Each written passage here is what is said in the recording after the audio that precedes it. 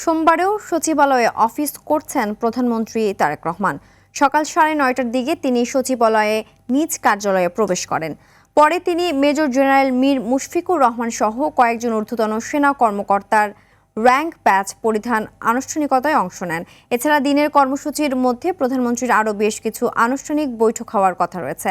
এর মধ্যে প্রধানমন্ত্রীর জনপ্রশাসন উপদেষ্টা, প্রধানমন্ত্রীর মুখ্য সচিব ও জনপ্রশাসন প্রতিমন্ত্রীর সাথে একটি সৌজন্য বৈঠক ও চীনের রাষ্ট্রদূতের সাথে একটি সৌজন্য সাক্ষাৎ ও দ্বিপাক্ষিক আলোচনা বৈঠক অনুষ্ঠিত হওয়ার কথা। কৃষক কার্ড সংক্রান্ত একটি আন্তঃমন্ত্রণালয় বৈঠক হওয়ার কথা রয়েছে দিনের প্রধান কর্মসূচিতে।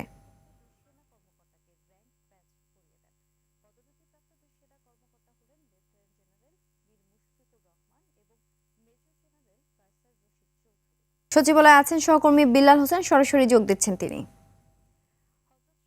বিল্লাল, প্রধানমন্ত্রীর সঙ্গে চীনের রাষ্ট্রদূতের সৌজন্য সাক্ষাৎ শেষ হয়েছে কিনা, আলোচনায় কোন বিষয়ে গুরুত্ব পেয়েছে জানাবেন?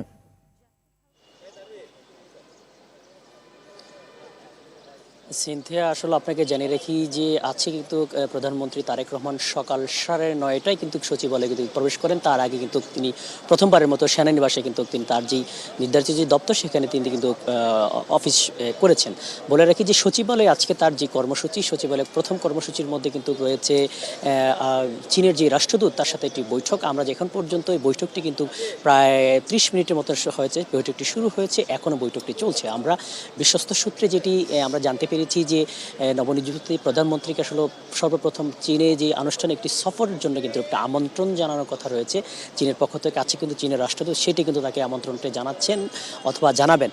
আমরা এইটুকুই আসলে জানতে পেরেছি, কারণ প্রথম যাতে চীন এবং বাংলাদেশের ব্যবসায়িক পারস্পরিক সম্পর্ক যেই সম্পর্ক উন্নয়নের পাশাপাশি যে দুই দেশের যে বাণিজ্যিক এবং অর্থনৈতিক কাঠামোর যে চুক্তি, সেই বিষয়গুলোকে আবার সামনের দিকে কীভাবে এগিয়ে নেওয়া যায় সেই বিষয়গুলো আসলে এখানে আলোচনা হতে পারে। পরবর্তীতে আরেকটি আলোচনা আছে এখানে, সেটি হচ্ছে যে জনপ্রশাসন সংস্কার বিষয়ে। জনপ্রশাসন সংশ্লিষ্ট যে মন্ত্রী রয়েছেন এবং তার যে জনপ্রশাসন উপদেষ্টা সবাই কিন্তু প্রবেশ করেছেন। পরবর্তী সেই মিটিংটি হবে।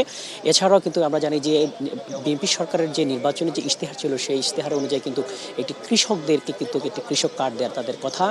কারণ কৃষকরা যাতে তাদের এই যে কৃষিকাজের ভরণ পোষণ পাশাপাশি সার থেকে সর্বমূল্য সব কিছু পায়, সেই লক্ষ্যে যে কৃষকদের প্রণোদনার উৎস হিসেবে কিন্তু একটি কৃষি কার্ড দেওয়ার কথা। সেই কৃষি কার্ডগুলো কীভাবে দিতে পারে অথবা কোন প্রক্রিয়া সেটি দেওয়া যায়, সেই বিষয়টির একটি গুরুত্বপূর্ণ বৈঠক রয়েছে।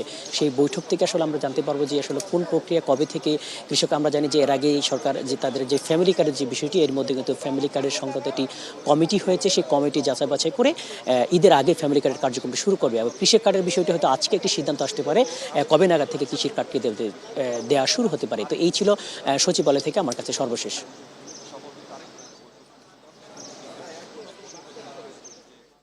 বিল্লাল, আপনাকে ধন্যবাদ।